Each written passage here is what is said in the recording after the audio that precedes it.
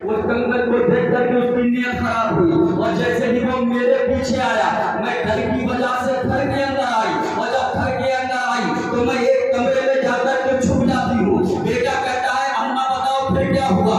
कहा बेटा सुनो, जब मैं कमरे के अंदर आकर के छुपी तो मैंने देखा कि कमरे के दूसरी साइड से एक शेर नमूदार हुआ और जब शेर नमूदार हुआ तो उसने मारने वाले को चीर फाड़ करके फेंक दिया। अल्लाह अकबर। तो वही बेटा कहता है अरे माँ सुनो, वो शेर कोई और नहीं था, आपका बेटा अब्दुल कादिर। उसी से आदम का हम जश्न मनाने के लिए यहाँ पर हासिल हुए हैं। कहा माँ सुनो, मेरा एहसान तुम पर है।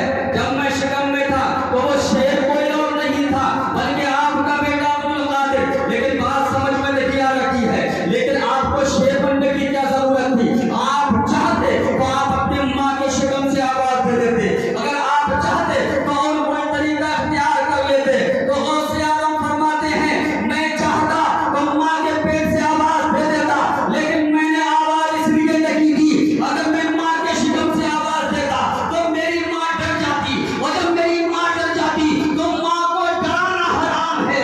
खुदा की कसम, जो बच्चा माँ के शिकम में हो अपनी माँ का इतना अदब व एहतराम करे उसी को अब्दुल कादिर जिलानी कहा जाता है। आज समझ में आ रही है? और देखिए ये बच्चा फिर बड़ा हुआ, थोड़ा कुछ दिन के बाद में तवज्जो कीजिएगा क्योंकि पब्लिक बहुत सब जहर में है, इसलिए हो सकता है कोई बात ना बन पाए। यही बच्चा फिर बड़ा हुआ, जब थोड़ा बड़ा और हुआ फिर माँ की गोद में बैठा हुआ है और फिर कहता है अम्मा सुनो, मेरा एहसान तुम पर है। माँ कहती है बेटा सुनो, उस वक्त की तो बात मेरे जहन में आ गई, अब कौन सी ऐसी बात है जो तुम्हारा एहसान हम पर है? अल्लाह अकबर। वो बच्चा कहता है अम्मा याद करो, एक दिन की बात है, आप भूखी और प्यासी थी, आपने जो है खाना कई दिन से नहीं खाया था, आप बड़ा परेशान थी, घर में कुछ खाने को भी नहीं था, लेकिन खाने के वास्ते आप घर से बाहर निकली तो एक बगीचा था, यानी जिसमें अंगूर की बेलें थी, जिसपे अंगूर लगे हुए थे। माँ कहती है हाँ बेटा मुझे याद आ रहा है, मैं कई दिन की भूखी थी। कहा अम्मा बताओ फिर क्या हुआ? कहा मैं खाने के वास्ते मैं जब घर से निकली और जब मैं घर से निकली तो मैं अंगूर के बगीचे में पहुंची। जब मैं वहां पहुंची तो वहां पके हुए अंगूरों के भूसे लगे हुए थे, उनमें से एक भूसा मुझे बड़ा प्यारा नजर आया। मेरे दिल ने ये चाहा कि मैं इस भूसे को तोड़ लूं। कहा अम्मा बताओ फिर क्या हुआ? तो सरकार गौसे आजम की वादा फरमाती है जैसे ही मैं अपने हाथ को अंगूर के पास ले जाना चाहती थी, मुझे ऐसा लगता था जैसे मेरे पेट में किसी ने नोच लिया है, मैं वहीं को पकड़ के बैठ जाती हूँ। कहा फिर मैंने हिम्मत की, उसके बाद मैं फिर खड़ी हुई, मैं फिर अपने हाथ को लेकर के जा रही थी, मुझे ऐसा महसूस हुआ कि किसी ने मेरे हाथ को पकड़ के खींच लिया। उस वक्त गौसे आजम माँ के शिकम में था।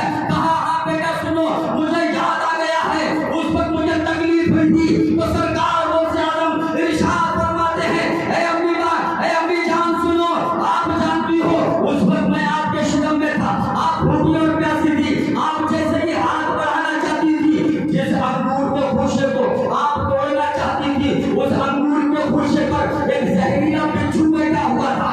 जब आप उसको हाथ बढ़ा करके तोड़ना चाहती थी तो मैं आपका हाथ पकड़ के पीछे कर लेता था, फिर बढ़ाना चाहती थी फिर पीछे कर लेता। ऐ माँ, अगर मैं आपका हाथ पीछे नहीं करता तो मुझे ख्याल था वो जहरीला बिच्छू आपको डस देता, इसलिए आप हाथ बढ़ाती थी, मैं पकड़ के खींच लेता। वहाँ क्या मर्तबा है गौसे बाला तेरा, ऊंचे ऊंचे के सरों से कदम आना तेरा। मेरे प्यारे इस्लामी भाइयों, आज उसी महफिल में बैठे हुए हैं जिसको गौसे आजम की महफिल कहा जाता है। और मेरे प्यारे इस्लामी भाइयों, बारहा तो आपने सुना होगा, अब थोड़ी सी बात और मैं आपको बता दूं, वो भी सुनिएगा।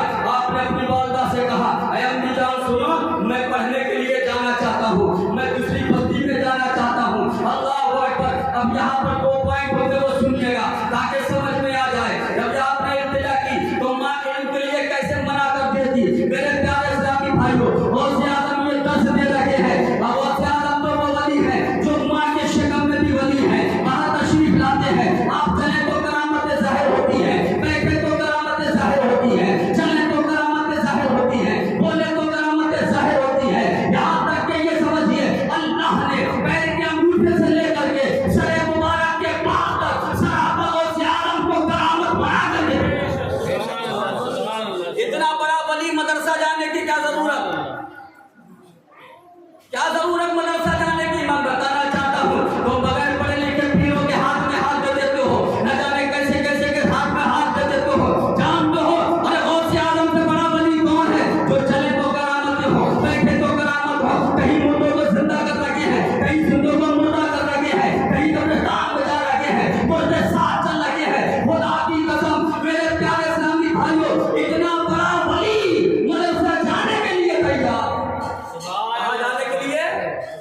मदरसा जाने के लिए, लेकिन जब तैयार हुई तो माँ कैसे मना कर देती?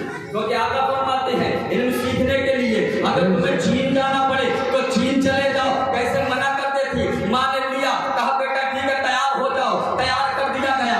आपने बात सुना होगा, अशरफी की रखी हुई जो 80 कही जाती है, ये 40 माल लेकर के आपने अपनी सदरी में सिर करके दे दी और फिर क्या कहा?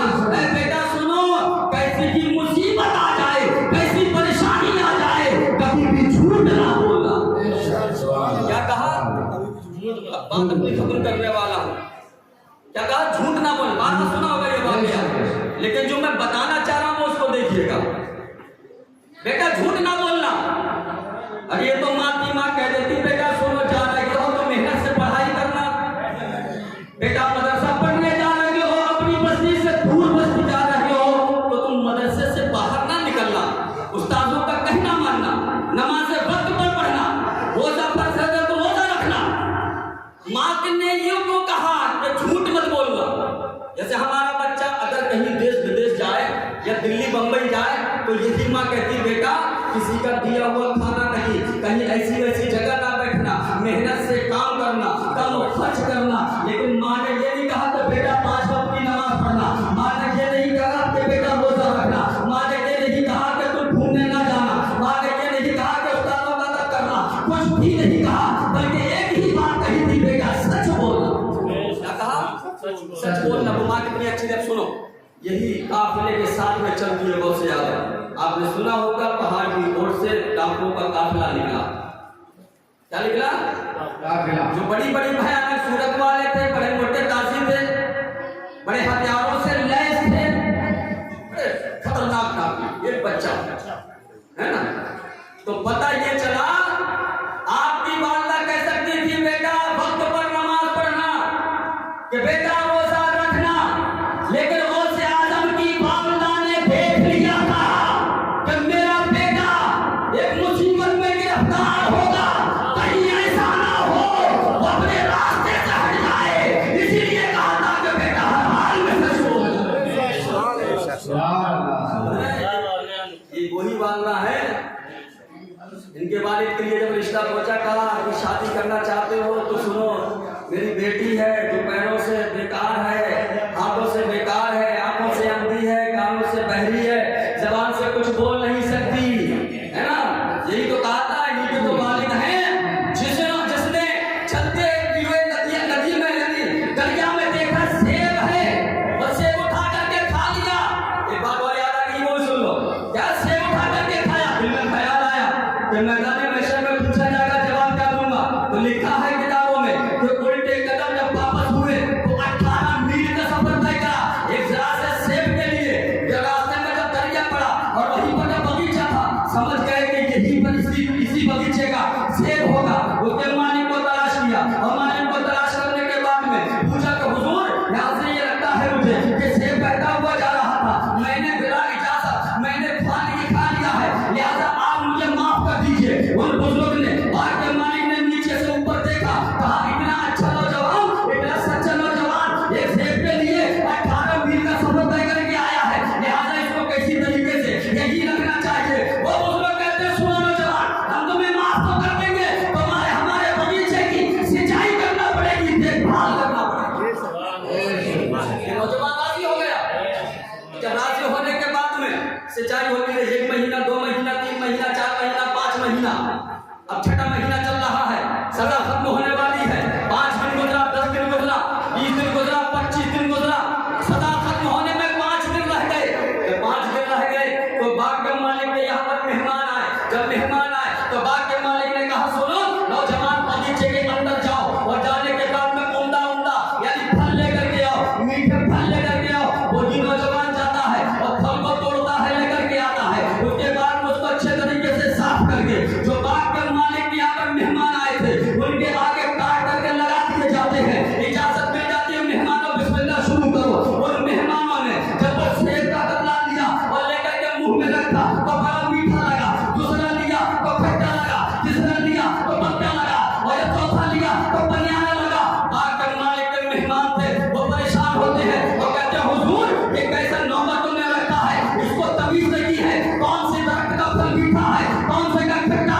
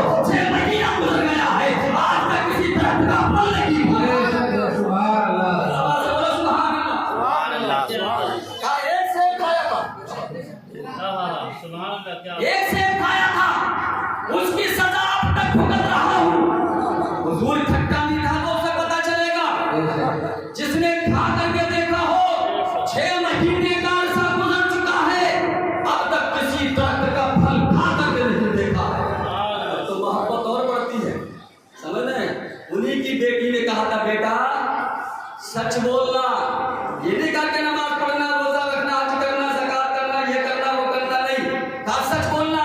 तो आपकी वालिदा ने देख लिया था कि पहाड़ की घाटी से कुछ डाकू निकलेंगे, बड़े लोग होंगे, कहीं ऐसा ना हो मेरा बेटा आगे रास्ते भटक जाए, उनको देख के डर जाए। इसीलिए वालिदा ने कहा था बेटा कैसी मुसीबत आ जाए हर हाल में सच ही बोलना। सच का मामला तो सुन लिया होगा आपने, सच का मामला तो आपने सुना होगा।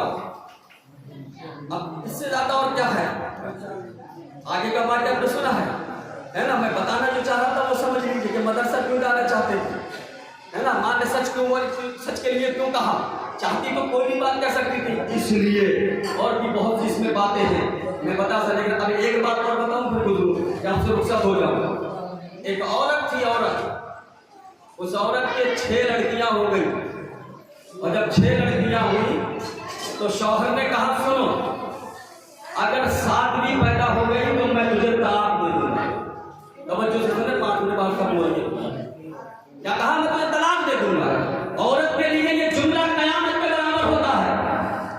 जैसे कि ये कहना था तुरंत ही रोने लगी, कलेजा फट गया। उसकी आवाज सुन करके उसकी औरतें आई, कहा बहन क्या बात है, कहा क्या बताए, मेरे शौहर ने कह दिया है 6 लड़कियां पैदा हो गई हैं, 7वीं पैदा हो गई तो मैं तुझे तलाक दे दूंगा, इसीलिए मैं रो रही हूँ। बताओ मेरी तो दुनिया करने वाली है। रोने का मामला ज्यादा हुआ, इतने में एक मांगने वाला घोड़े पे सवार होकर के आया।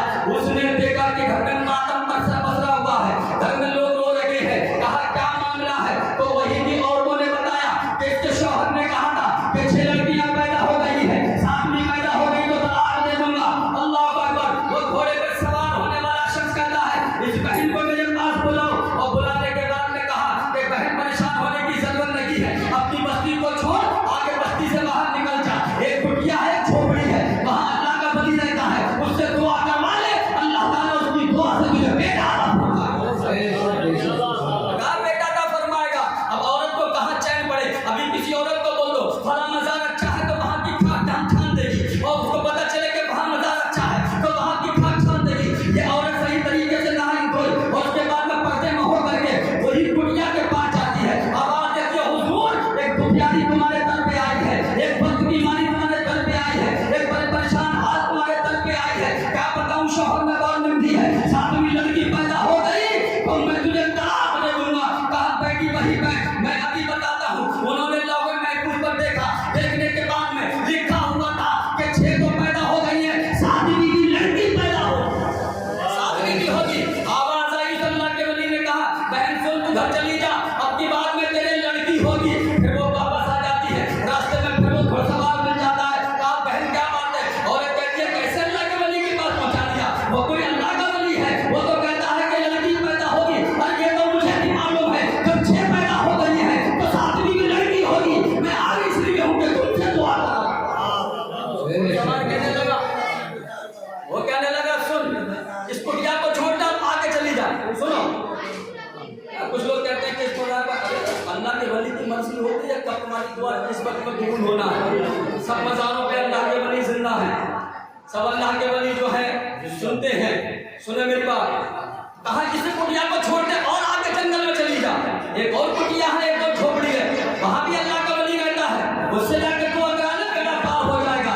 घर ना गई वापस हो गई, इस कुटिया को छोड़ा, अगली कुटिया में पहुंच गई। जाने के बाद में बोले हुजूर एक कुटियारी आपके दरबार में आई है, दुआ कर दीजिए कि लड़का हो जाए। वही अल्लाह के वली ने जब देखा उसी कुटिया से, और कहने के बाद में बेटी घर चली जा, तेरे अल्लाह ने चाहा लड़का ही पैदा होगा। सुभान अल्लाह। अब तो पहले वालों को छोड़ती चली आ रही है, घर पे आई, निशानी जाहिर हो गई। 9 माह के बाद में अल्लाह ने उसे चांद सा बेटा अता कर दिया। सुभान अल्लाह, सुभान अल्लाह। जब बेटा अता हुआ होने के बाद में अब पेट में खलबली उस औरत के है। अब उस अल्लाह के वली को दिखाऊंगी जाकर के, कहता है कि मेरी किस्मत में लड़की है, अब मैं दिखाऊंगी जाकर के कि देखो ये वो लड़का पैदा हुआ है। जल्दी से नहा ली, बच्चे को भी गुस्ल दे दिया गया, अच्छे कपड़े पहना दिए गए। चली जाती है पहले वाले अल्लाह की वली की बारगाह में, कहते हुजूर आप तो ये कहते थे कि लड़की होगी, यह महफूज पर लिखा हुआ है, ये देखो लड़का पैदा हुआ है। तो अल्लाह के वली क्या कर रहे हैं अंदर से, अरे देख तो ले सही से, अरे देख तो ले। हुजूर